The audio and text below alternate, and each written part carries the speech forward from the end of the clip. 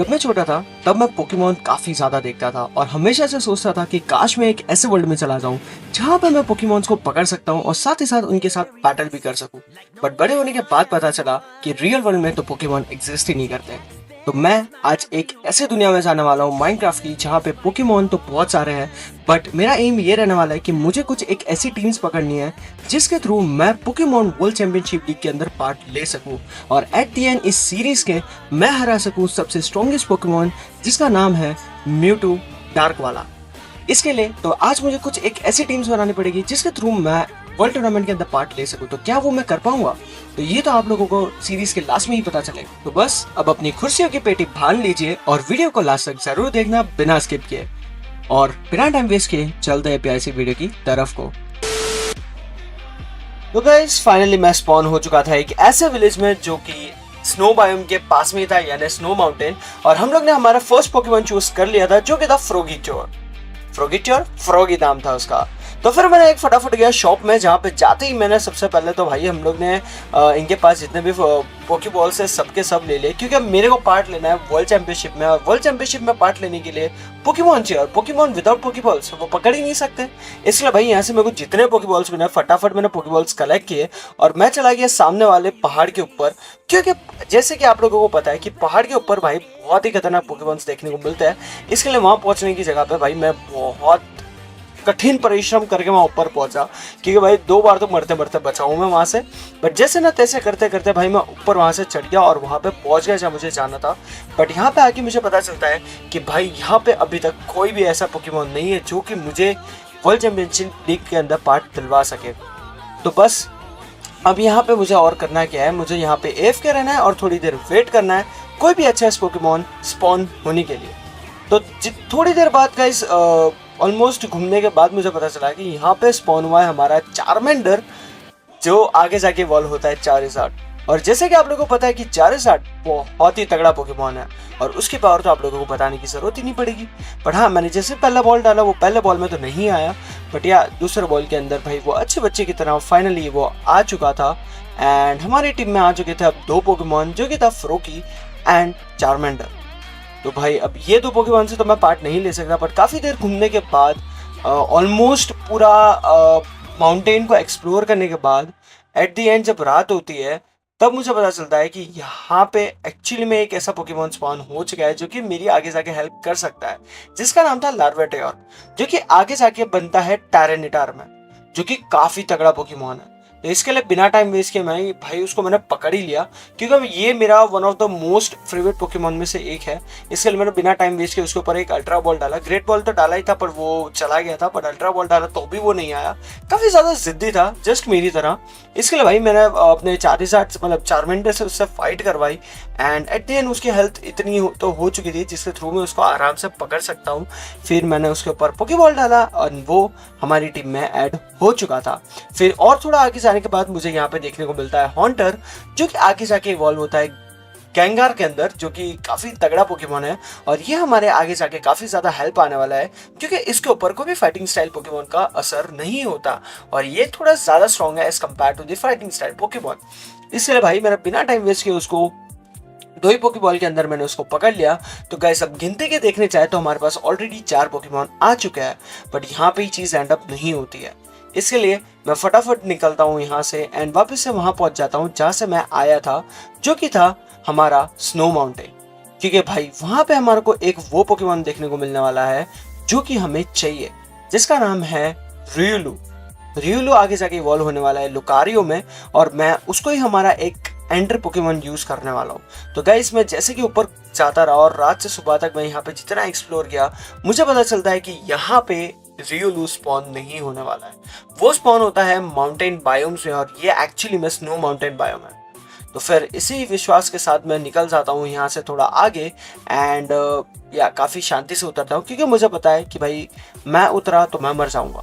इसके लिए भाई मैं फटाफट आगे जाता हूँ एंड यहाँ पे काफ़ी अच्छी अच्छी जगह देखने को मेरे को मिल रही थी, इसलिए मैं धीमे धीमे आगे बढ़ता गया एंड सिर्फ बढ़ता गया। बट थोड़ी देर बाद मुझे यहाँ पे पता चलता है कि भाई ये बायोम को भी नाम है रेड ट्री बायोम एंड यहाँ पे चांसेस होते हैं पिकाचू और आबरा बॉसेस स्पॉन होने के। इसके लिए भाई मैं जैसे ही थोड़ा आगे जाता रहता हूँ तो मुझे पता चलता है कि यहाँ पे ऑलरेडी आबरा का मेगा एवोल्यूशन स्पॉन हो चुका है और एक्चुअली में ये बॉस है एंड मैं चाहता तो इसको हरा सकता हूँ, पर मेरी टीम अभी इतनी कैपेबल नहीं है कि जो इसे हरा दे। बट इसको हराने पे मेरे को काफ़ी तगड़ी चीज़ें भी देखने को मिलने वाली है, जैसे कि एवोल्यूशन की स्टोन्स एंड जिस मेगा ब्रेसलेट। बट मैं उसको नहीं हरा सकता क्योंकि मेरी जो अभी टीम है इससे तो मैं नॉर्मल पोकेमॉन को भी नहीं हरा सकता। इसलिए बिना टाइम वेस्ट किए मैं वहाँ से चला गया एंड जैसे ही आगे गया तो मुझे यहाँ पे आवाज़ आती है हमारे सबसे प्यारे क्यूट पोकेमॉन पिकाचू की, जिसको मैं चाहता हूँ अपनी टीम में लेना। इसलिए भाई ये जब बंदा भाग रहा था मुझे देख के, मैंने बिना टाइम वेस्ट किए यहाँ पे इसके ऊपर मैंने डाल दिया एक ग्रेट बॉल। बट ये बंदा एज यूजुअल एक ही बॉल के अंदर आ जाता है। यस गाइस, तो अब हमारी टीम ऑलमोस्ट कंप्लीट होने वाली है, जिसके अंदर आ चुका है एक फ्रोकी, चार्मेंडर, लैवरेटोर, हॉन्टर एंड पिकाचू।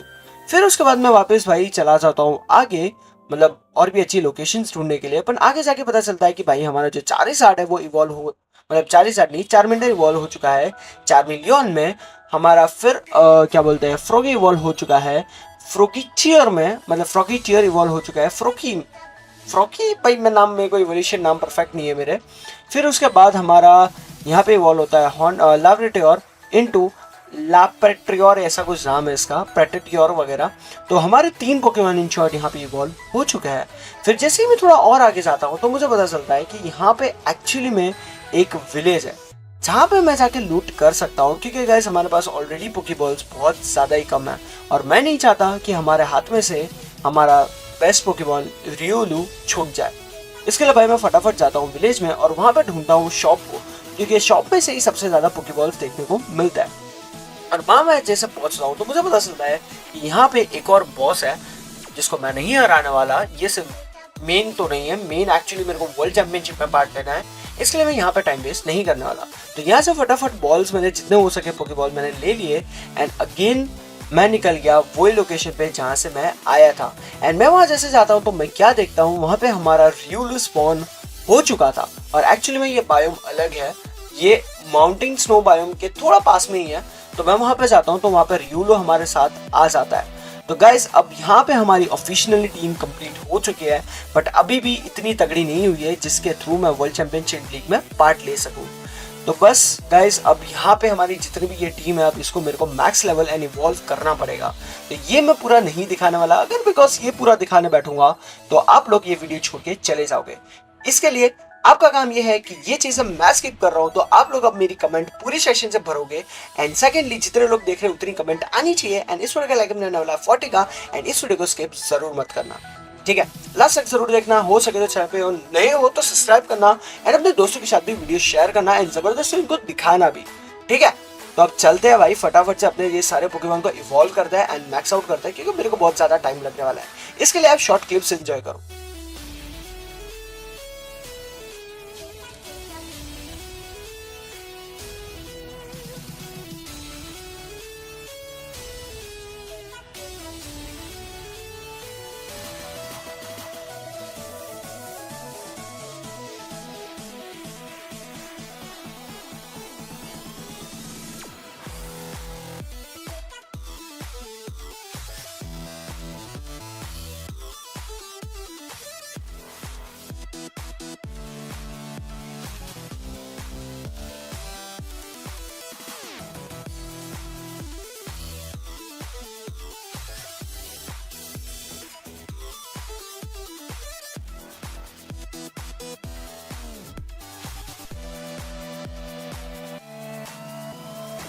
तो गाइस फाइनली हमारे सारे Pokemon level up and max out हो चुके हैं एंड इनफैक्ट हमारा रियोलो भी बन चुका है लुकारियो में।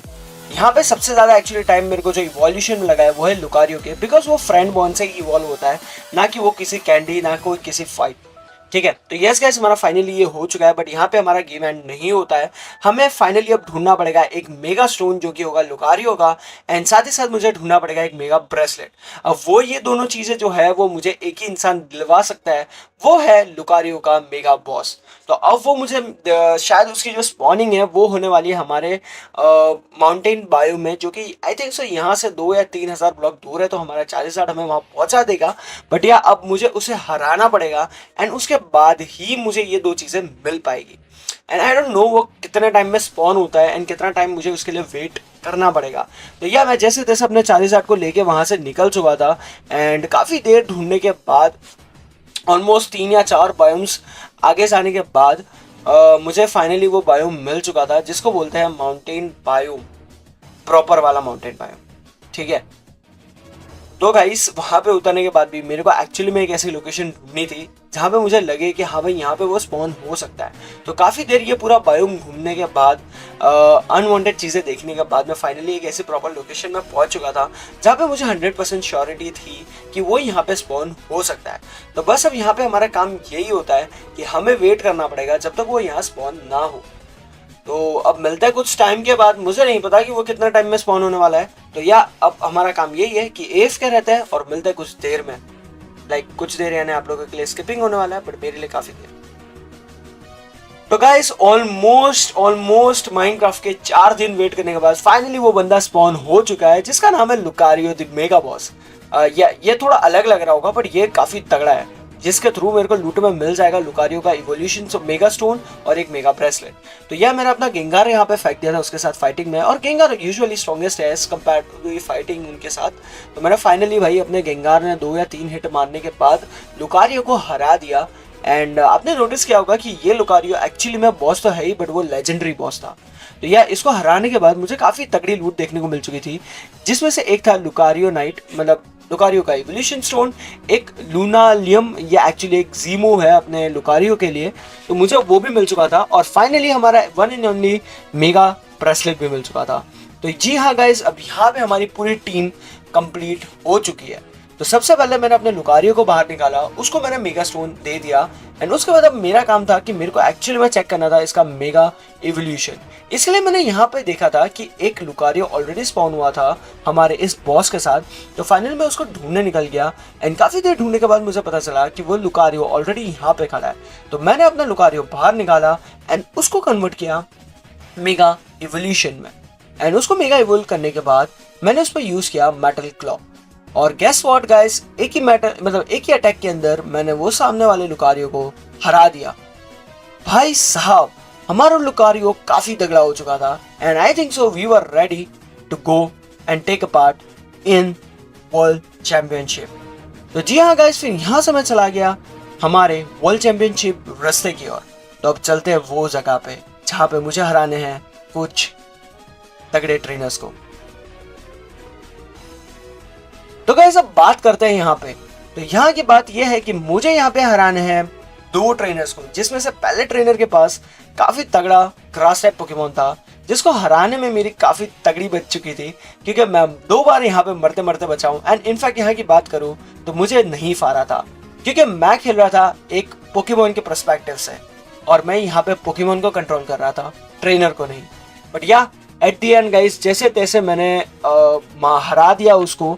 बट यहाँ पे सीन ये है कि यहाँ पे बेस्ट ऑफ 2 है, यानी मुझे इनफैक्ट यहाँ पे 2 राउंड जीतने पड़ेंगे, उसके बाद ही मैं दूसरे राउंड पे जा सकता हूँ। तो गाइस जैसे तैसे करते बढ़ते मरते मैंने फाइनली ऑलमोस्ट काफ़ी अटैक करने के बाद हमारे लुकारियो जो था उसने हमें जिता दिया हमारा first round. Like yes guys, first trainer हार चुका था यहाँ पे। अब बारी आती है फाइनल ट्रेनर की, और जिसके पास था भाई गेंगार। और मुझे नहीं पता था कि भाई मैं इसे कैसे हराऊंगा, क्योंकि गेंगार लुकारियो के सामने स्ट्रॉन्ग है। तो भाई जैसे तैसे भाई ये जो हमारा डिसएडवांटेज था उसके अंदर भाई गेंगार काफ़ी ज़्यादा बेनिफिट उठा रहा था हमारा, क्योंकि भाई वो बंदा हमारी ऑलमोस्ट 100 हेल्थ खा रहा था। लाइक हर अटैक पे 100 मतलब उसके 100 हेल्थ ले रहा था। बट मैं भी भाई थोड़ी ना कम था, हमारा लुकारियो भी भाई किसी से कम है कि भाई उसको बॉल की तरह मैं उछाल के मार रहा था। और यहाँ पे बेनिफिट हमारा यही था कि हमारा लुकारियो बहुत ही ज़्यादा फ्लेक्सिबल था, जिसके थ्रू वो काफ़ी तगड़े तगड़े मूव्स कर सकता था। और एट द एंड मैंने फर्स्ट राउंड जैसे मैं तैसे करके निकाल लिया। एंड या अब बारी थी सेकेंड राउंड की, जहाँ पे भाई हमारे साथ प्रॉब्लम ये हो गई कि हम लोग को स्टार्टिंग के अंदर ही गेंगार ने कम से कम 3 अटैक स्पेशल वाले मार दिए। एंड एट द एंड उसने कर दिया मेगा इवोल्यूशन, जिसके थ्रू मेरा ऑलमोस्ट 100 हेल्थ का ड्रॉबैक हो रहा था एंड मैं हार गया। बट गाइस अब बारी थी फाइनल राउंड की। अगर ये मैं हारता हूँ तो मैं वर्ल्ड चैंपियन लीग में से बाहर हो जाऊंगा।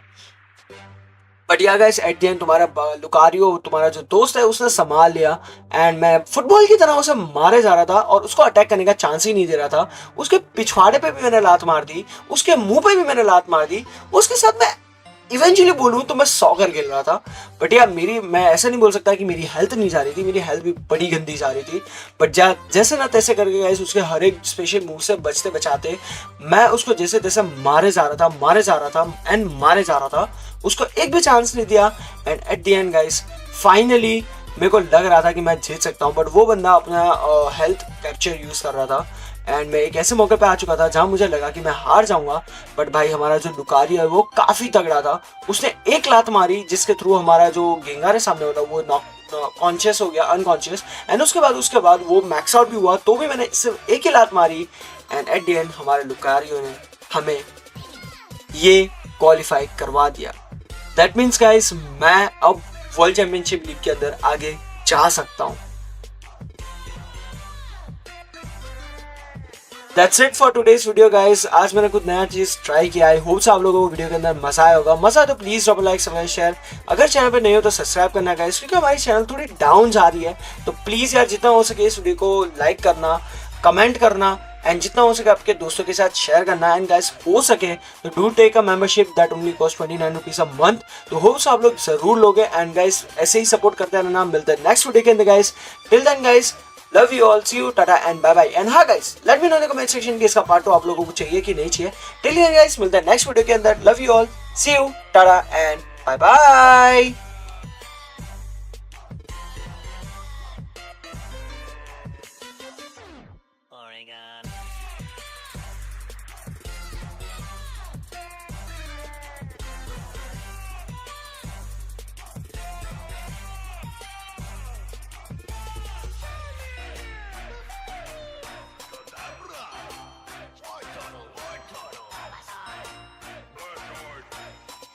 Two.